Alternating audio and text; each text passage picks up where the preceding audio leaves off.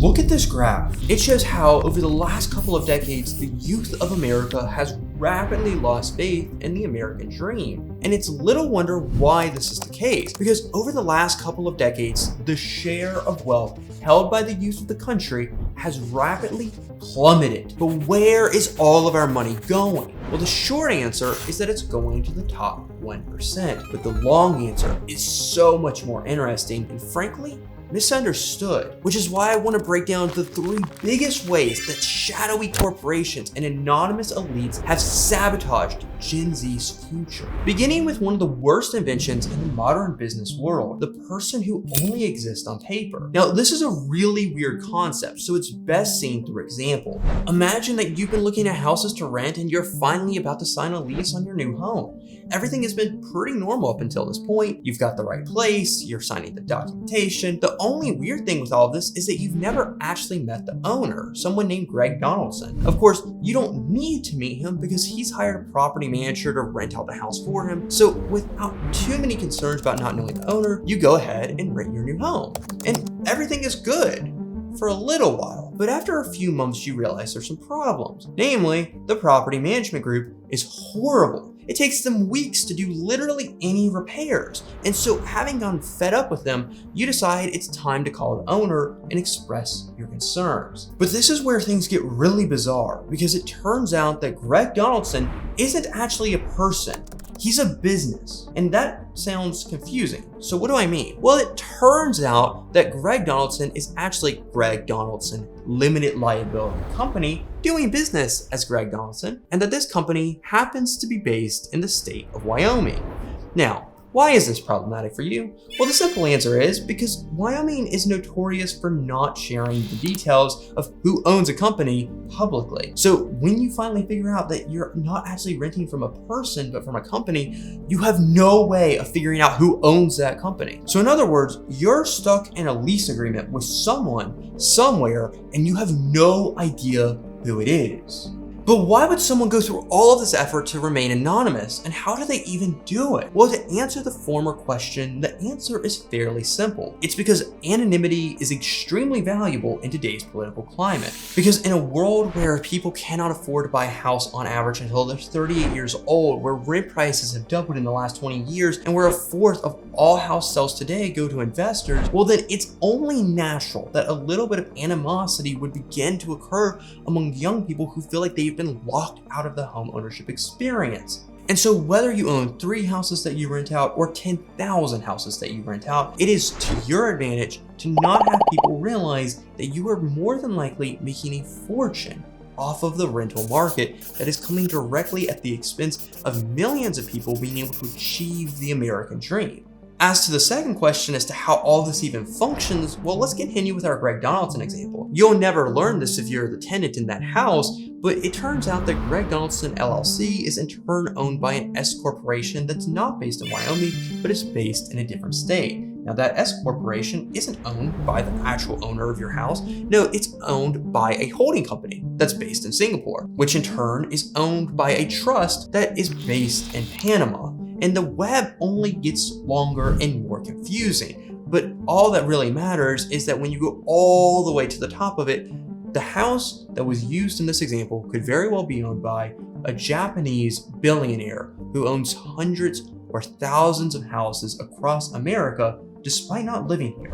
And if you're curious about how we know that all this even happens, well, I highly recommend that you check out the Pandora Papers from a few years ago. They were a major leak on international financial structures like this that gave us a picture of how the billionaire class is able to hide its wealth if it wants to do so. And unless we get another leak at the same scale as the Pandora Papers, then it's extremely unlikely that if you were the tenant living in the house from this example, that you would ever have any ability to find out who your actual property owner was. And so ultimately what all this does is give people who already have immense wealth even more avenues to maximize their incomes by giving them a veil of anonymity, allowing them to act a little bit more aggressively in the market than they might be willing to otherwise if their public reputation were on the line, and it gives them a tax advantage as well at the same time. And that obviously comes at the expense of the average person.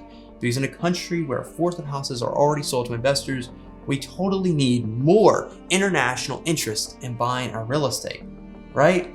But sadly, our story doesn't stop here, which is why it's now time that we turn our attention to the lesser known little brother of monopolies, oligopolies. Let me ask you a question. Do you have the freedom to choose who you buy goods and services from? In theory, you should. That's what capitalism is after all.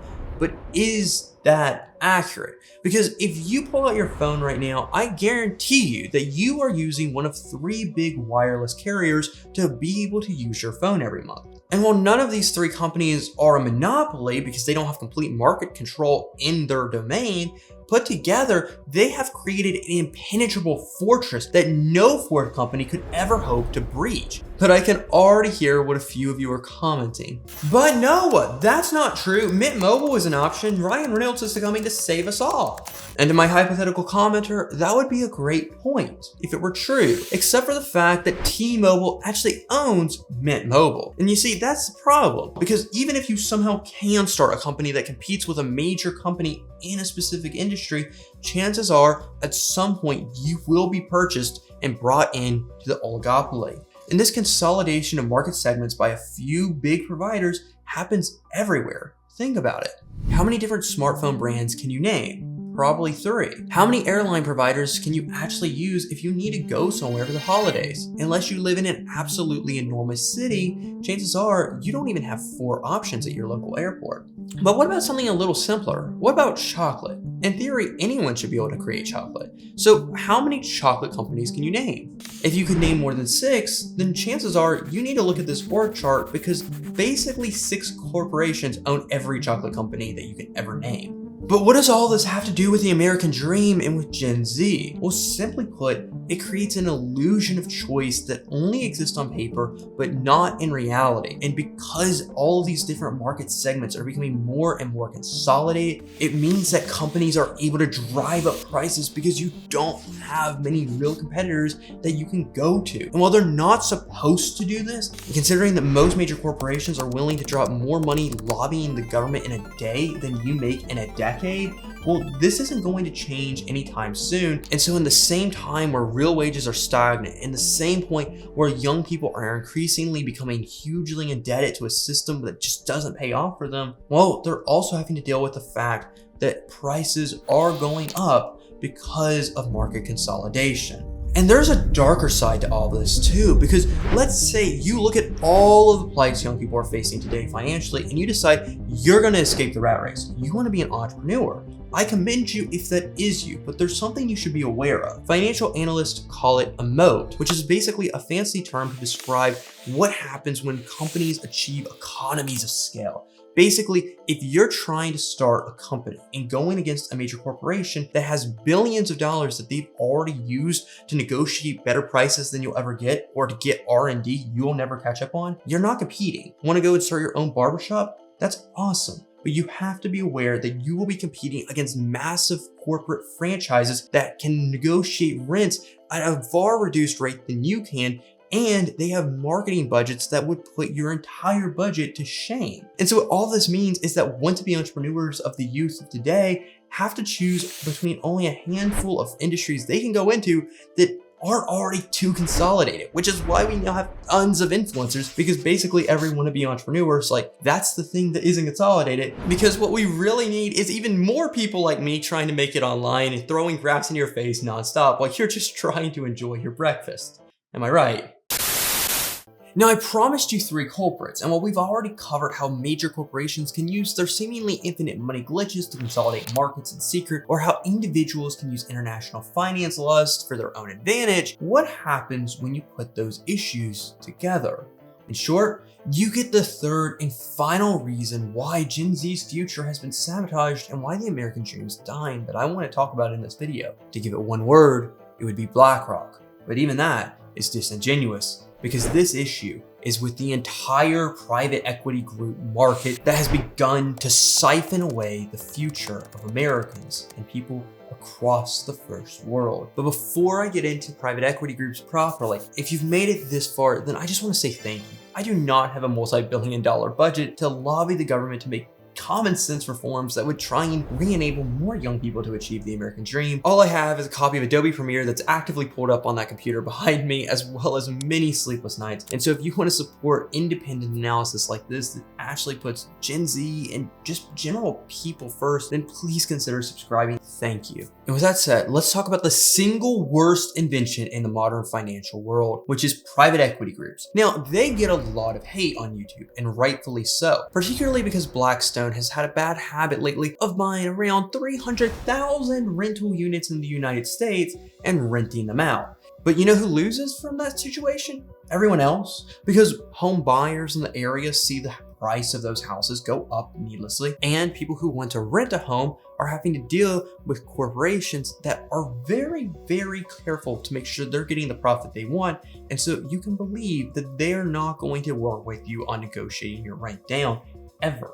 And so this is in and of itself a bad thing, and it directly harms Gen Z's ability to ever achieve the American dream. But that's not the only thing they do. In fact, I would argue the biggest detriment they have created for society is one that doesn't get talked about a lot, which is that they are vultures that will absolutely destroy your employer and your job alongside it if given the opportunity. And this can best be seen by an example. If you are anything like me, then this logo brings back some good memories from your childhood. Toys R Us. It was the place to be as a child. But do you know what happened to it? You probably know that it had a lot of issues in recent years, but do you know why? It's because the company fell on some rough times, just like every company does eventually. But in this case, it was acquired by a private equity group. And what happened then is that this private equity group, or PEG for short, decided to butcher it. And this is common practice for PEGs. What they do is go to the bank and say, we want to get a loan to acquire an investment, which is going to be another company they buy. They then get control of that company, in this case Toys R Us, and then transfer the loan from the actual private equity group down to the company they've acquired. So basically, they're getting risk-free purchasing of other companies, and then they sell off the parts of that company they've acquired for pennies on the dollar in many cases, because they know certain divisions of a company are worth more money than the whole of the corporation is. And so they just slash and slash and slash away at established companies until they're left just being a husk of their former self. And in the final analysis, they don't care because they're trying to make money now. When they're acquiring companies, most of the time, they're not looking for long-term institutional investments. They're looking for quick cash today, but this is problematic because in addition to Toys R Us being a beloved part of my childhood as well as millions of other people's, it also employed 33,000 people. And yet, that didn't matter because it was able to be eviscerated for money. And this doesn't just happen to big employers. This happens on a really small level that you probably don't even realize. If you have ever gone to a local gym in your hometown, no matter how big or how small it is, there's a decent chance that your gym was acquired at some point by a private equity group based on Wall Street. Now they use a fancy term, they call it rolling up companies. Basically, they go into localities where they can purchase all of the companies doing the same thing, all the gyms, all the bakeries, all the whatever, and then they have a local monopoly. Again, you're not supposed to have that in the United States, but who's going to enforce that rule? The US government? Probably not. And so they become a local monopoly who can price hike on gyms, baked goods, whatever the case is. And of course, what this does is increase the prices you pay for local goods and services, even if you have no idea who actually owns your favorite local business. And for entrepreneurs, obviously, this is also not good because then even in local markets, you're competing against economies of scale based on Wall Street. So in short, private equity groups are driving up the price of housing. In short, private equity groups are killing employers off, and they're doing all this also on a local level that most people will never realize. And so if we want the American dream to be at all achievable anymore, what we need is actually effective regulation that balances companies' desire to maximize profit with the desire to also make sure the citizenry of the countries that we live in are taken care of. And that's why we have the FTC, to try and make sure that our labor laws are applied fairly and to make sure that we do not allow monopolies to form that will act in a monopolistic fashion. But sadly, the FTC has been largely inactive in actually fulfilling its purpose for decades now, with a slight blip in the last few years that has now come to a close. And we need that to change yesterday. Thank you so much for watching. If you enjoyed this video, then I highly recommend that you check out my deep dive onto why over 10% of Gen Zers in America are unemployed. I go over a lot of things that I didn't have time to cover in this video, and I think you'd enjoy it if you like this one. Have a great day, everyone. I hope to see you in the next video.